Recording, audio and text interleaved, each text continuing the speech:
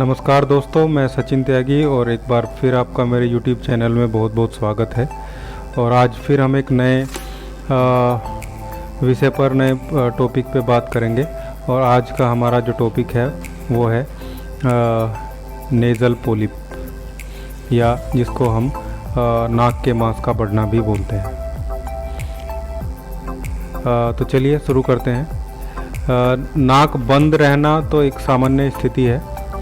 कई बार सर्दी जुकाम और कई कारणों से नाक बंद हो सकता है, लेकिन लगातार अगर आपका कोई नाक बंद रहता है या दोनों नाक बंद रहते हैं तो फिर आपको अलर्ट होने की रिक्वायरमेंट है और एक बार सही से चेकअप कराने की रिक्वायरमेंट है कि कहीं आपके नाक में अंदर कोई तकलीफ़, परमानेंट कोई स्ट्रक्चर तो क्रिएट नहीं हो गया है। और उसी को हम नेज़ल पोलिप बोलते हैं। तो नेज़ल पोलिप की अगर मैं बात करूं कि नेज़ल पोलिप क्या होता है, तो नाक जो हमारा नाक के अंदर जो साइनस होता है, जो साइनस मेम्ब्रेन होती है वहाँ पे हमारी, उसकी जो झिल्ली होती है वो लगातार इन्फेक्शन या किसी लगातार जुकाम वाली स्थिति के कारण वो वहाँ पे फूल जाती है उस जगह। और फूल के उसमें एक फ्लूइड टाइप जो है वो फिलअप हो जाता है। उस फ्लूइड टाइप के फिलअप होने से जो हमारा जो श्वसन मार्ग होता है, जो नाक के थ्रू जो एयरवेज होते हैं, वो एयरवेज में रुकावट, परमानेंटली रुकावट पैदा कर देती है।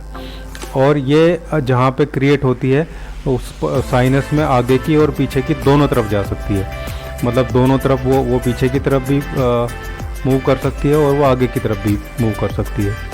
तो इसमें ऐसा नहीं है कि वो हर बार आगे ही दिखेगा या फिर बहुत सी बार वो पीछे की तरफ भी जो पर्टिकुलर ग्रोथ मैंने बताई है आपको कि साइनस जो मेम्ब्रेन है, जो साइनस है, वो फूल जाती है और उसी को हम कहते हैं कि नाक में मांस बढ़ गया है। तो वो दोनों तरफ बढ़ सकता है। इसमें ऐसा नहीं है कि वो एक तरफ बढ़ा या,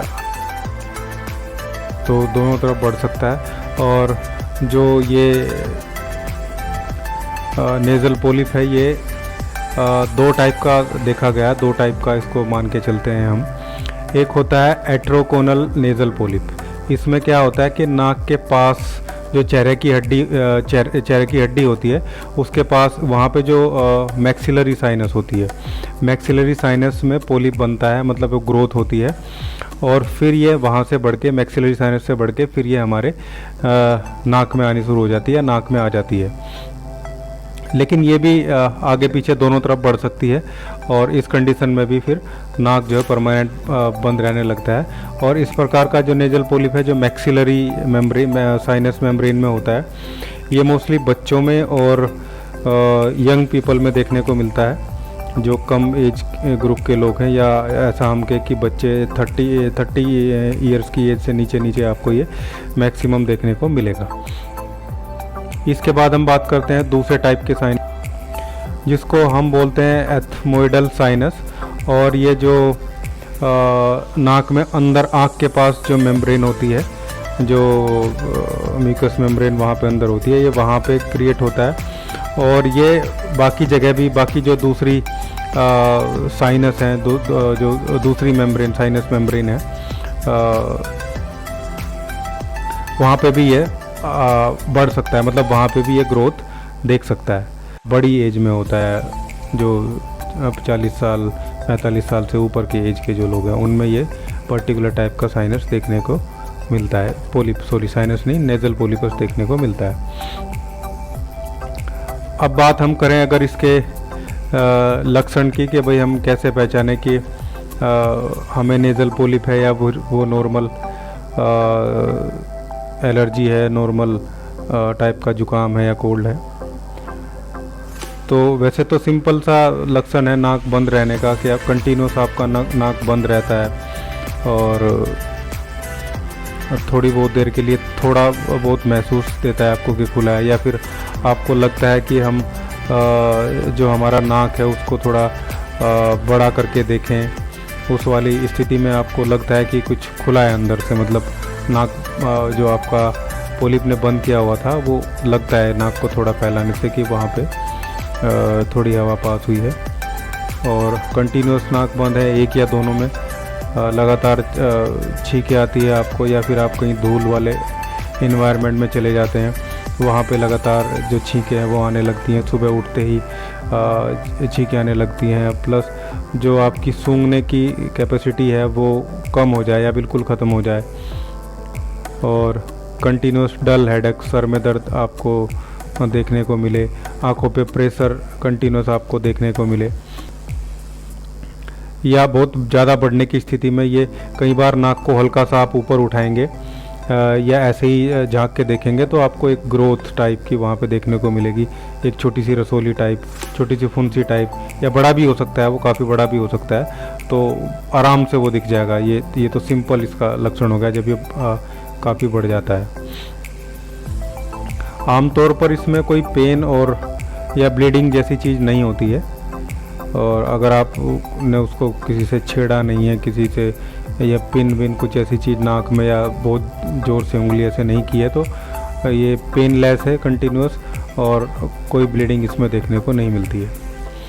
अगर हम बात इसके कारण की करें, नेज़ल पोलिप के कारण की, तो ऐसा कोई स्पेसिफिक कारण या कोई ऐसा स्पेसिफिक चीज़ें तो अब तक डिक्लेयर नहीं है मेडिकल साइंस में कि भाई ये पर्टिकुलर केमिकल चेंजेस या हार्मोनल चेंजेस या दूसरे चेंजेस होने की वजह से ये होता है या इसके ये रिस्क फैक्टर हैं। लेकिन हाँ, कंटिन्यूस आपको एलर्जी रहती है, जुकाम रहता है, आप ऐसे एटमॉस्फेयर में रहते हैं जहाँ जुकाम सर्दी आपको बना हुआ है लगातार, आप उसका इलाज नहीं करवा रहे हैं, तो वहाँ ऐसी स्थिति में जो एलर्जी है, जो नाक में आपके एलर्जी है, वो एक दिन कहीं आपको ये नेज़ल पोलिप ज़रूर कर देगी। इसका जो विकसित होने का जो कारण है वो ज़रूर बन जाएगी आपकी जो एलर्जी है और ज़ुकाम है। इसलिए कंटिन्यूस एलर्जी ज़ुकाम आपको 1 वीक से ज़्यादा, 10 दिन से ज़्यादा कभी भी होता है तो आपको उसको सीरियसली लेना चाहिए, उसको ठीक करने के उपाय करने चाहिए, कैसे भी चाहे ठीक करें, लेकिन वो बहुत जल्दी ठीक हो जाना चाहिए। बहुत ज़्यादा दिन तक नाक की सर्दी, ज़ुकाम, एलर्जी वाली जो कंडीशन है वो नहीं रहनी चाहिए।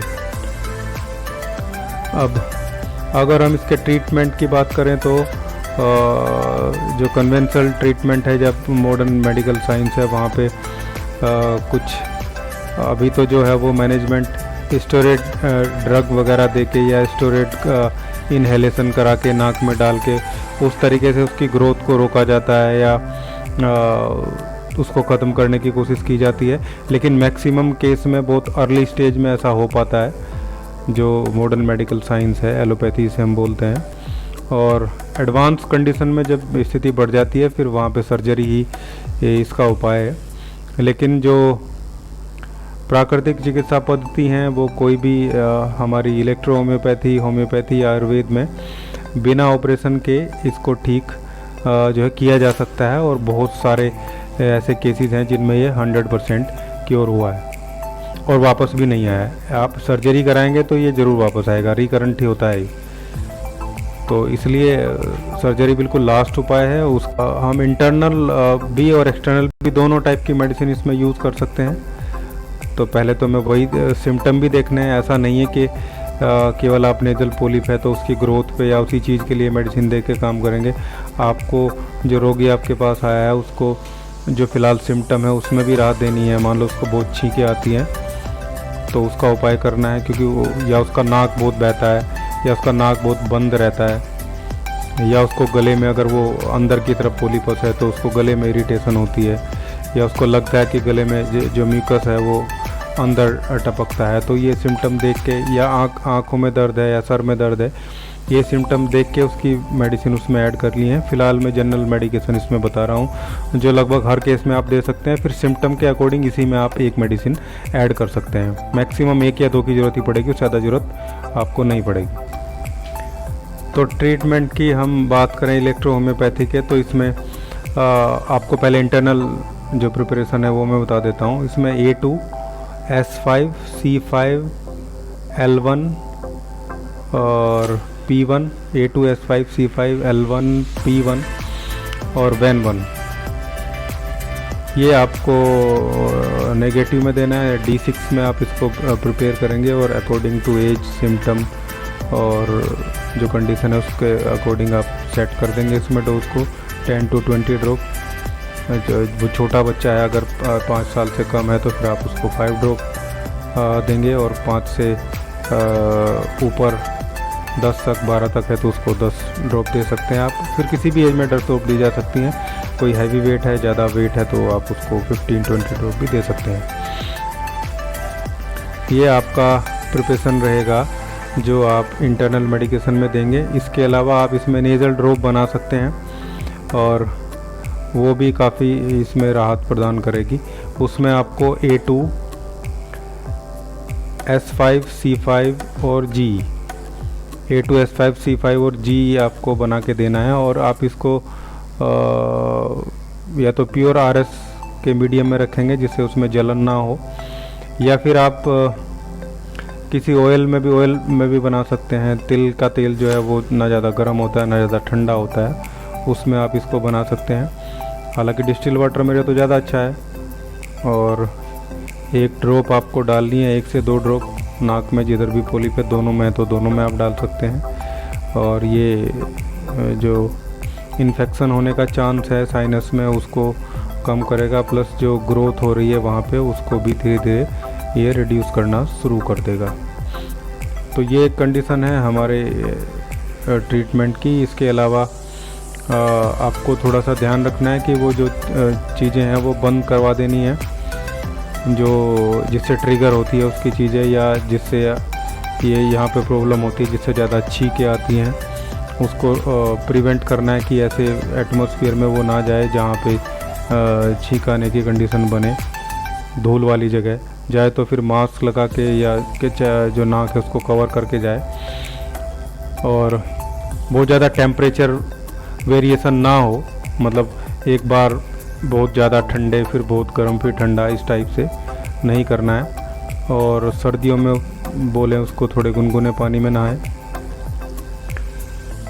ये लाइफस्टाइल चेंजेस है, प्लस थोड़ी सी हल्दी आप उसको ज़रूर बोलना है लेने के लिए। और 1/4 चम्मच, अगर छोटी 12-15 साल से नीचे है तो 1/4 चम्मच सुबह, 1/4 चम्मच शाम को हल्के से गुनगुने दूध के साथ में। और बड़े हैं तो आधी चम्मच ले सकते हैं, या केवल रात को भी आधी चम्मच ली जा सकती है हल्के से गुनगुने दूध के साथ में। और दूध के साथ में ही हल्दी अच्छे से काम करती है क्योंकि उसमें एंटीसेप्टिक, एंटी एलर्जिक और एंटीबायोटिक सभी गुण हल्दी में पाए जाते हैं। और उसको हमें यूज़ करना चाहिए, बल्कि मैं और उम्मीद है आपको जो नेज़ल पोलिप के बारे में मैंने आपको बताया वो अच्छा लगा होगा। अच्छा लगा है तो प्लीज़ कमेंट कीजिए, शेयर कीजिए, और अभी तक चैनल आपने सब्सक्राइब नहीं किया है तो प्लीज़ चैनल को सब्सक्राइब ज़रूर करिएगा। Thank you.